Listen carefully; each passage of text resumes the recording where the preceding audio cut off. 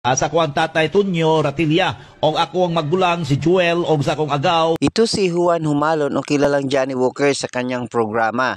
Natatandaan natin ay pinatay siya noong linggo ng umaga, pinasok sa kanyang podium. Ngayon ay may inilabas na computer skits itong mga kapulisan at ayon naman sa kanyang asawa ay naglabas ito ng kanyang jury ay kompetisyon sa kanilang radio station. Yun ang dahilan ng kanyang pagkamatay di umano. Yun ang sinabi ng kanyang asawa.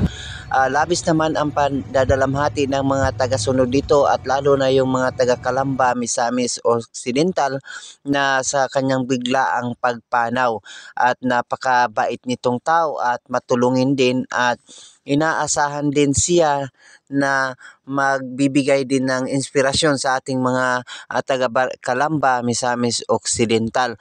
Ngunit ngayon ay meron na po silang skits, no? Tinitingnan na yung anggulo kung sino ba talaga yung may salary nito, yung pagkamatay ni Juan Humalon. Ito po yung cartoon graphic, no? Yung skits na inilabas ng kapulisan.